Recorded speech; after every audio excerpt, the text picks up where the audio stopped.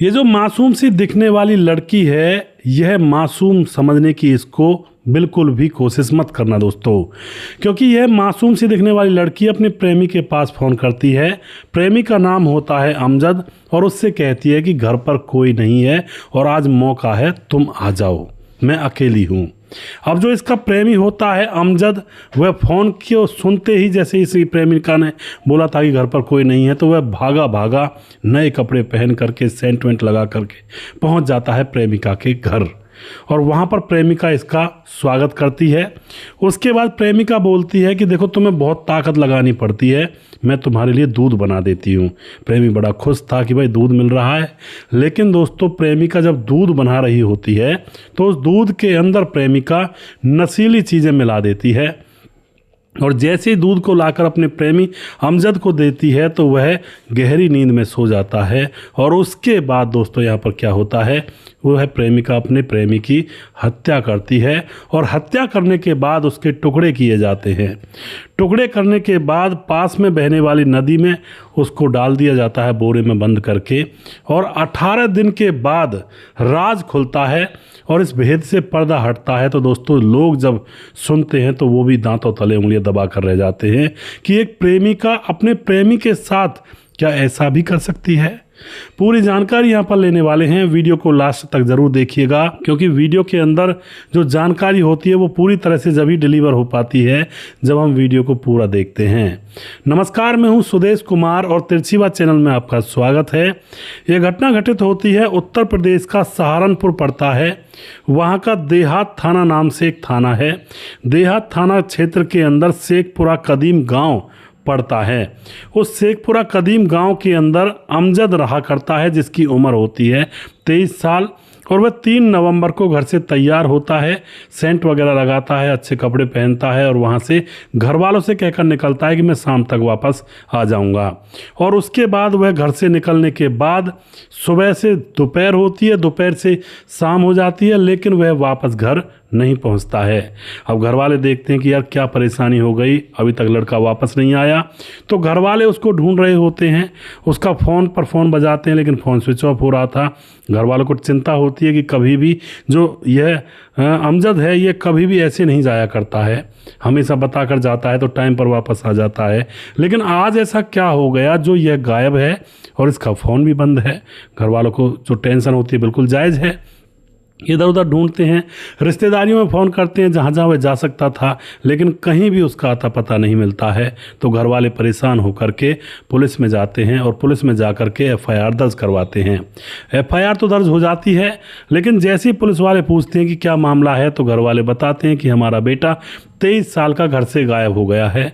अब पुलिस वाले इस बात को हल्के में लेते हैं और वह यही सोचते हैं कि घूमने के लिए गया होगा, मौज मस्ती के लिए। अब वो चुप लगा जाते हैं, इसके ऊपर छानबीन नहीं करते हैं। अब उसके बाद 5 नवंबर आ जाता है। 5 नवंबर को अब इन घर वालों के पास फ़ोन आता है, 5 लाख रुपए मांगते हैं उधर से और कहते हैं कि अगर तुम 5 लाख रुपए दे सको तो तुम्हारे बेटे की जान बख्श देंगे। लेकिन घर वालों के पास 5 लाख रुपए कहाँ से थे, वो तो नॉर्मल सा परिवार था, वो देने में असमर्थ थे पैसे।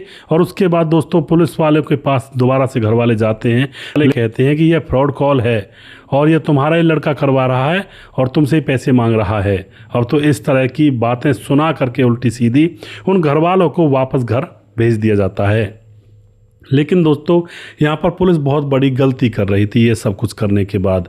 अब क्या होता है, अब धीरे धीरे समय गुजर रहा होता है। अब जो घर वाले होते हैं वह SSP मनोज यादव के यहाँ पर पेश हो जाते हैं कि हमारी नहीं सुनी जा रही है, हमारा बेटा गायब है। और पुलिस वाले कहते हैं कि वो अपने आप गायब होगा, ऐसा कभी होता नहीं है, क्योंकि हमारा बेटा कभी भी जाता है तो वो बता कर जाता है कि बाबा मैं यहाँ पर जा रहा हूँ, मैं इतने दिन में आऊँगा या जब आऊँगा या कब आऊँगा, जब भी आऊँगा। तो यहाँ पर SSP साहब जो मनोज यादव होते हैं, रिपोर्ट को दर्ज तो उसकी थी ही पहले से ही, उस पर कार्रवाई प्रारंभ कर देते हैं और उस लड़के की फ़ोटो को जगह जगह सर्कुलेट कर दिया जाता है थानों में और इधर उधर चिपका भी दिया जाता है खंभों वगैरह पर। अब यहाँ पर क्या होता है दोस्तों, फ़ोटो सर्कुलेट हो चुका था लेकिन अभी भी उस लड़के का कहीं अता पता नहीं था। घर वाले लगातार ढूंढ रहे थे, जहाँ जहाँ उनको ढूंढना था वहाँ वहाँ जा कर के ढूंढ रहे थे। अब आ जाता है 21 नवंबर यानी कि 18 दिन गुजर जाते हैं इसी मामले को चलते चलते। 21 नवंबर को धमोला नदी के पास एक किसान अपने खेत में काम कर रहा था, जैसे पानी वगैरह लगाते हैं। तभी जो किसान है उसकी नज़र नदी के अंदर तैरती हुई बोरी पर पड़ती है और उस पर कौवे लगे हुए थे। तो किसान वह खड़ा होकर के नदी की पार पर देख रहा होता है कि यह क्या है इस बोरे के अंदर। पहले सोचता है शायद इसके अंदर कोई कुत्ता बांध करके डाल दिया गया होगा, लेकिन उसमें से दुर्गंध भी कुछ ज़्यादा आ रही थी। अब उससे रहा नहीं जाता है और वह एकदम से उस बोरे को, जब उसके पास से वह बोरा थोड़ा सा गुजरा, उसने बोरे को एकदम से थोड़ा उठाकर देखा, क्योंकि एक मुंह उसका खुला हुआ था। जैसे ही वह बोरे के मुंह को थोड़ा सा ऊपर उठाकर देखता है तो बोरे के अंदर जो नज़ारा वह देखता है, देख करके सन्न रह जाता है। क्योंकि दोस्तों बोरे के अंदर एक इंसान के पैर थे दोनों। अब यह देख करके वह इधर उधर चिल्लाता भी है। जो दूर दूर खेतों में काम करते लगे हुए थे, मजदूर थे या खेतों वाले थे, वो वहाँ पर आ भी जाते हैं। पुलिस को बुलाया जाता है, पुलिस के पास फ़ोन कर दिया जाता है। पुलिस वहाँ पर आती है, देखती है इसके अंदर सिर्फ पैर हैं, बाकी ऊपर वाला धड़ का हिस्सा कहाँ है। अब तो पुलिस इधर उधर ढूंढने लगती है कि शायद कहीं और हो। तो आधा किलोमीटर दूर नदी के अंदर एक और बोरा मिलता है और उस बोरे को निकाला जाता है। और जब उस बोरे को निकाल कर देखा जाता है तो उसके अंदर धड़ और पेट के 2 हिस्से भी थे। अब यह देखकर दोस्तों पूरे इलाके में कोहराम मच जाता है। वैसे तो लाश की हालत बिल्कुल ख़राब हो चुकी थी, पहचान में आ ही नहीं रही थी, लेकिन कपड़े अभी लाश के ऊपर सलामत थे। उसके बाद दोस्तों अब यहाँ पर पुलिस को पता था कि भाई कुछ दिन पहले एक लड़के की गुमशुदगी की रिपोर्ट आई है थाने के अंदर।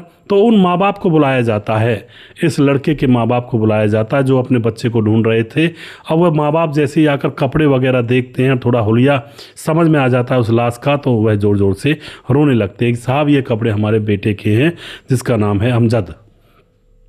यह बात देखते ही वहाँ पर रोना धोना शुरू। अब पुलिस के ऊपर बहुत ज़्यादा प्रेशर बढ़ चुका था, क्योंकि दोस्तों पुलिस ने पहले इस केस की अच्छी तरह से छानबीन नहीं करी थी, तो पूरे पुलिस लाइन में खलबली मच चुकी थी। उसके बाद बड़ी बड़ी जो अधिकारी होते हैं, बड़े बड़े अधिकारी, वो भी वहाँ पर पहुँचते हैं और इस केस को संज्ञान में अच्छी तरह से लेते हैं। और उसके बाद जब घर वालों से कुछ पूछताछ करते हैं तो यहाँ पर इस लड़के अमजद की कॉल डिटेल्स निकाली जाती है कि आखिरी बार इसके पास किसका फ़ोन आया था, उसका एक बार पता लग जाए तो फिर बात बन सकती है।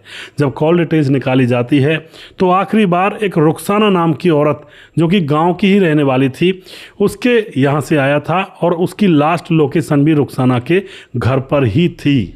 अब तो रुखसाना शक के दायरे में आ जाती है, उसको पकड़ा जाता है और उससे सख्ती से पूछताछ की जाती है, क्योंकि पुलिस की पूछताछ का तो आपको पता ही होगा, अच्छी तरह से खातिरदारी करते हैं और तब उगलवाते हैं।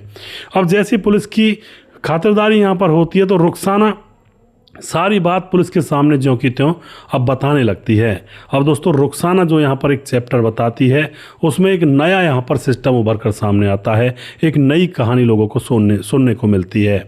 नई कहानी क्या थी? जो रुखसाना होती है वह अपने पति के साथ इसी गांव में अपने घर में आराम से रहा करती। पति का नाम होता है फरमान और आराम से वह अपने घर पर रहती, और जो उसका पति फरमान होता है वह काम पर बाहर जाया करता, कमा कर लाया करता और आराम से मज़े से रहा करते। कोई परेशानी नहीं थी, कोई ज़्यादा तंगी के हालात नहीं थे कि भाई पैसे की कमी है।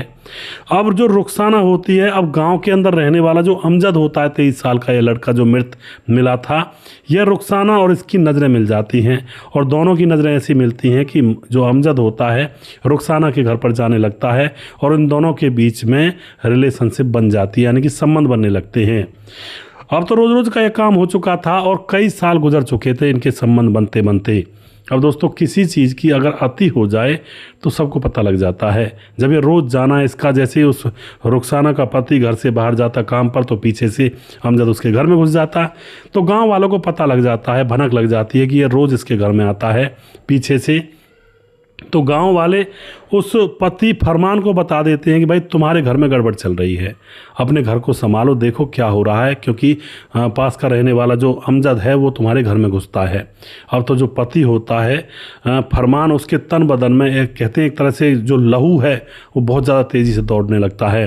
वह घर जाता है, घर जा कर के अभी रुखसाना से कुछ नहीं कहता है, उसके फ़ोन को बैठा बैठा देख रहा था तो दोस्तों फ़ोन के अंदर रुखसाना और उस अमजद के कुछ आपत्तिजनक फ़ोटोज़ और वीडियो उसको मिल जाते हैं। अब उसको पूरा यकीन हो जाता है कि गांव वाले सच कह रहे हैं, कोई यहाँ पर झूठ नहीं है। एकदम से वह रुखसाना को बुलाता है और उस फोटोज़ वगैरह को दिखाता है और उसके अंदर पिटाई लगा देता है उसके ऊपर। अब तो रुखसाना रोने लगती है और बार बार कहने लगती है मुझे माफ़ कर दो, मुझसे गलती हो गई, आज के बाद ऐसा नहीं होगा। लेकिन जो पति था दोस्तों वह बिल्कुल मान नहीं रहा था।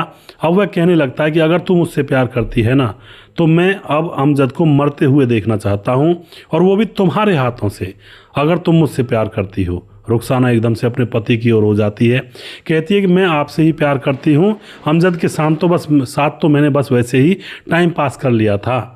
अब तो दोस्तों देखो यहाँ पर पारी बदल गई है, जिसके साथ प्यार के वादे कर रही थी उसके ही खिलाफ हो गई है, अब उसको ही यहाँ पर हानि पहुँचाने वाली है। पति कहता है फरमान कि उसको तुम्हें मारना होगा, अगर तुम मेरे सामने उसको मार पाई तो मैं तुम्हें माफ़ कर दूंगा और फिर से तुम्हारे साथ मज़े से आराम से रहेंगे। तो उसके बाद दोस्तों रुखसाना तैयार हो जाती है और फिर यहाँ पर होती है एक बहुत ही भयानक प्लानिंग के तहत रुखसाना का भाई जिसका नाम होता समीम और एक अमजद का और एक उसके पति का जानने वाला जिसका नाम होता है समीर, इन दोनों को भी अपनी चाल में शामिल कर लिया जाता है और पूरी प्लानिंग यहाँ पर कर दी जाती है कि उसको बुलाएंगे और दूध में नशीली दवाई पिला करके बेहोश हो जाएगा और फिर उसकी हत्या कर देंगे।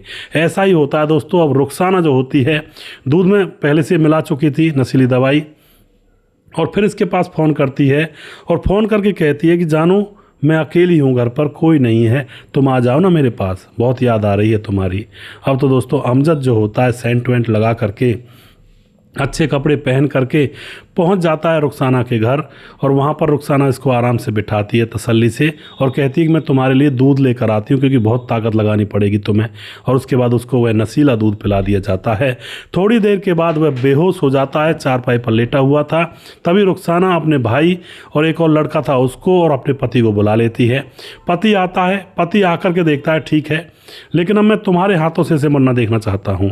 तो यहाँ पर रुखसाना अपने पति को दिखाने के लिए प्रेमी की गर्दन वाले हिस्से पर बैठकर गला दबा देती है और उसकी हत्या कर देती है। उसके बाद जो पति होता है मैं कहता है कि मैं तुम्हारे हाथ से ही इसके टुकड़े करवाना चाहता हूँ तो मेरे दिल को तसल्ली मिलेगी। तो यहाँ पर दोस्तों रुखसाना चाकू से उसके ऊपर वार करती है और फिर उन दो लड़कों को बुलाया जाता है और यह पति फरमान और जो प्रेमिक जो पत्नी होती है वह भी वहीं पर लग जाती है और चारों पांचों लोग ये चाकू वगैरह लेकर के उसके टुकड़े करते हैं और उसके बाद बोरों में भरते हैं।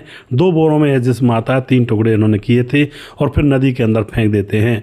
उस समय तो ये बोरियां पानी के अंदर चली गई थी क्योंकि इनमें पत्थर वगैरह भी भरे गए थे डेड बॉडी के साथ। लेकिन दोस्तों बॉडी फूलती है, पत्थर निकल जाते हैं बोरे में से और बॉडी ऊपर आ जाती है और ऊपर जैसे आती है तो किसान उसको देखता है, पुलिस को बुलाता है और इस तरह से यहाँ पर यह राज लोगों के सामने खुल कर आता है। जो लोग ये समझते हो कि भाई हमारी प्रेमिका है, शादीशुदा है, हम उसके साथ रहेंगे, वो हमारे ऊपर जान छिड़कती है, वो बस हमें कुछ नहीं होने देगी। भाई साहब जब वक्त बदलता है ना तो प्रेमिका तो बहुत छोटी चीज़ है, बड़ी बड़ी चीज़ें बदल जाया करती हैं। खून के सगे रिश्ते बदल जाते हैं जब समय उल्टा चलता है। तो कभी भी इस भ्रम में ना रहें कि हम प्यार करते हैं और प्रेमिका शादीशुदा भले ही है लेकिन हमसे कुछ नहीं कहेगी। कोई फ़र्क नहीं पड़ता उनके ऊपर क्योंकि वो सिर्फ मज़े लेते हैं जो भी शादीशुदा होते हैं और जब समय आता है तो वह किसी का कत्ल करने पर भी नहीं चूकते हैं। तो अपनी जान की सुरक्षा बहुत ज़रूरी है दोस्तों। जीवन में कभी भी इन चीज़ों को हल्के में ना लें। मैं बार बार कहता हूँ अवैध रिश्तों का अंजाम मौत होता है और वो भी दर्दनाक मौत होता है। साथ में घर तबाह होते हैं, लोगों की जान चली जाती है, लोग कातिल बन जाते हैं, एक दूसरे का कत्ल कर बैठते हैं। यही तो होता है, सब कत्लो गारती तो होती है इसके चक्कर में जो अवैध संबंध होते हैं। तो सावधान रहें इन चीज़ों से क्योंकि अवैध रिश्तों से कभी किसी के घर बसे नहीं हैं, उजड़े ही हैं। शायद आपको पहले पता ना चले, जो भी भाई कर रहा हो कोई, पहले मज़ा आए कि भाई कोई दिक्कत ही नहीं है, मज़े में है ज़िंदगी, लेकिन उसको उसके आखिरी अंजाम का पता नहीं है। जब उसके साथ घटना घटेगी तभी उसको पता लगेगा। तो सावधान रहें, सतर्क रहें दोस्तों। वीडियो के लास्ट में कुछ भाइयों के नाम ज़रूर लेना चाहूँगा जो हमारे वीडियोस को देखते हैं और हमें खूब सपोर्ट करते हैं। हमारे साथ है मैं रंजीत, ज़िला रायबरेली, उत्तर प्रदेश से। भैया जी हमारा भी नाम ले लिया करो, बहुत अच्छे वीडियो बनाते हो आप, वेरी गुड, वेरी नाइस। धन्यवाद भैया जी, आपका बहुत बहुत धन्यवाद करते हैं रंजीत भाई, आप बहुत पुराने दर्शक हैं, आपका बहुत बहुत धन्यवाद है। और उसके बाद हमारे साथ पलविंदर कौर हमारे भाई कमेंट करते हैं आईडी से, जिला बिजनौर से। साहब सिंह सरदार जी, वेरी गुड स्टोरी। तो आईडी बदली है साहब सिंह ने, जिला बिजनौर से हैं शायद, मैं नाम बोलता हूँ रोज़ तो याद रहता है साहब सिंह जी। और दूसरी आईडी से किया है इन्होंने। राम मोहम्मद यासीन लाहौर पाकिस्तान से हमारे वीडियोज़ पर लगातार कमेंट करते हैं। कुमार विमल कमेंट करते हैं। सत्यनारायण कीर बहुत दिनों में कमेंट किया भाई ने। राधे राधे गुरुजी, मैं सत्यनारायण गांव हिंगोरिया, तहसील जावरा, जिला रतलाम से हूँ और बहुत दिन हो गए हैं भाई आपने अब कमेंट किया है इतने दिनों में, लगातार बने रहा करें। खेमराज भाटी गुज्जर चट्टी जीबी नगर यूपी 16 से हैं और उसके बाद भोपाल नागर कमेंट करते हैं, आपकी बात सही लगती है जी, बहुत बहुत धन्यवाद जी।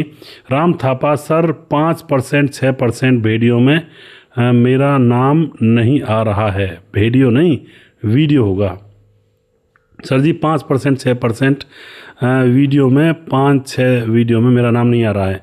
तो राम थापा जी आपका नाम मैंने लिया है, आप नेपाल से हैं, मुझे पता है, आपको अच्छी तरह से जानता हूं, तो आप इसी तरह से सपोर्ट करते रहें और बहुत बहुत धन्यवाद आपका। छगनदास खारडा बांध राजस्थान से हमारे भाई लगातार कमेंट करते हैं। सुशील चौधरी हमारे भाई बहुत बहुत सपोर्ट करते हैं और कह रहे हैं गाँव के लड़कों को पता लग जाता है कि पैसों से वहाँ सामान मिल जाता है। सुशील चौधरी भाई जो कि हमारे वीडियोज़ में से कॉमिक लाइन निकाल करके कमेंट करते हैं और बहुत अच्छा लगता है सुशील भाई, और आप इसी तरह से सपोर्ट करते रहें। उसके बाद साहब बिरमिया नाम से आईडी है और सोहेल अहमद कमेंट करते हैं, बाबू सोना, और हंस रहे हैं कह करके। रंजीत सिंह श्री राधा देवी श्री गंगानगर राजस्थान से, जय राम जी की भाई साहब जी। सलाउद्दीन खान दोबारा से कमेंट कर रहे हैं, शायद नहीं दोबारा से नहीं पहली बार है। नमस्कार सुदेश भाई, नमस्कार सलाउद्दीन भाई, लगातार बने रहा करें, बहुत दिनों से गायब रहे हो आप। आदेश कोहली हमारे भाई जो कि फिरोजाबाद से हमारे भाई लगातार कमेंट करते हैं, बहुत पुराने दर्शक हैं। श्यामलाल चौधरी नौका बीकानेर राजस्थान से हैं और बहुत अच्छी कमेंट करते हैं हमारे भाई। और ऋतिक कुमार कमेंट करते हैं, हृदय राम कमेंट करते हैं। राधे श्याम शर्मा सिरसी जयपुर राजस्थान से हैं और जो कि लगातार हमारे वीडियोज़ पर कमेंट करते हैं और कह रहे हैं कि सफ़र ज़िंदगी वाला एक चैनल है जो एक बात को बार बार कहकर कहानी को गोबर कर देता है। जी ऐसा ही है राधे श्याम जी, और बेचारा कोशिश कर रहा होगा तो उसकी भी कोशिश ज़रूर सफल होनी चाहिए कहानी कहने की। और दयाशंकर सिंह राजपूत ठाकुर यूपी 43 गोंडा से, भाई जी आपकी हर कहानी सुनता हूँ, बहुत बहुत धन्यवाद जी। दुर्योधन भाई हमारे लगातार कमेंट करते हैं। डीआर के वीडियो कमेंट करती है आईडी है, और वो भाई क्या कहानी है। और उसके बाद हमारे साथ कह रहे हैं कि क्या बेचारे डॉगेश भाई को फंसा रहे हो व्यूज़ के लिए। एक कुत्ते वाली कहानी है ना, कुत्ते के साथ जो गलत संबंध बन जाते हैं किसी के, तो उस कहानी पर लिख रहे हैं। नहीं भाई मैं डॉगेश को नहीं फंसा रहा हूँ, डॉगेश भाई अपनी मर्जी का मालिक है और जो घटना हुई थी उसके बारे में बताया है। उसके बाद हमारे साथ हैं राज मल्होत्रा जी कमेंट करते हैं, और उसके बाद हमारे साथ हैं पलविंदर कौर कमेंट करते हैं जिला बिजनौर से, और उसके बाद कुमार विमल हैं और राम थापा दोबारा से हैं, और कुछ कमेंट और पढ़ लेता हूं। हमारे साथ समाधान पाटिल जलगांव महाराष्ट्र से हैं, बहुत बहुत धन्यवाद करते हैं भाई का। सलाउद्दीन खान हमारे भाई बहुत दिनों में लौटे हैं, और अगर किसी के साथ धोखा करोगे तो तुम्हारे साथ भी धोखा ही मिलेगा। जी बिल्कुल, ये बात बिल्कुल सही है। और सलाउद्दीन जी आप लगातार आते रहा करें क्योंकि आप बहुत दिनों से गायब हैं और हम आपको मिस कर रहे थे। राजू रानी कमेंट करते हैं, बहुत बहुत धन्यवाद करते हैं जी। आकाश पाल कमेंट करते हैं और प्रेमचंद शर्मा कमेंट करते हैं, बहुत सुंदर कहानी सुनकर बहुत अच्छा लगा, बहुत बहुत धन्यवाद करते हैं जी आपका। और कुछ भाई हमारे फेसबुक पर और हैं जिनकी मैं नाम यहाँ पर ले नहीं पाया हूँ, चलो वीडियो से ले लेता हूँ। हमारे साथ हैं रजत सैनी हैं, सुजीत कुमार कमेंट करते हैं, गुरुजी नमस्कार। राम गोसाई हमारे भाई कमेंट करते हैं, आज की नारी पे भारी। जी बिल्कुल जी। और उसके बाद देवेंद्र सेन हमारे भाई लगातार कमेंट करने लगे हैं फिर से, और बहुत पुराने साथी हैं हमारे। और सर जी नमस्कार, बहुत अच्छे हो, मेरा नाम ले लिया करो। जी बिल्कुल आपका नाम ले रहा हूँ देवेंद्र भाई। अमित पटेल बिहार बेलवा से हैं, मोतिहारी जिला से। और उसके बाद प्रवीण बघेल शिवपुरी से हैं। धीरज बनवाल कमेंट करते हैं, मोहम्मद जहांगीर कमेंट करते हैं, और उसके बाद भीमदत्त जोशी कमेंट करते हैं। सूरज डी हमारे भाई लगातार कमेंट करते हैं, लगातार सपोर्ट करते रहते हैं। और जिस भाई का नाम रह गया, मैंने काफ़ी नाम बोले हैं लेकिन जिस भाई का रह गया है उस भाई का नाम अगले वीडियो में ज़रूर लूँगा। अगला वीडियो बहुत जल्दी फिर से लेकर आऊँगा, तब तक आप खुश रहें, सावधान रहें। जय हिंद, जय भारत।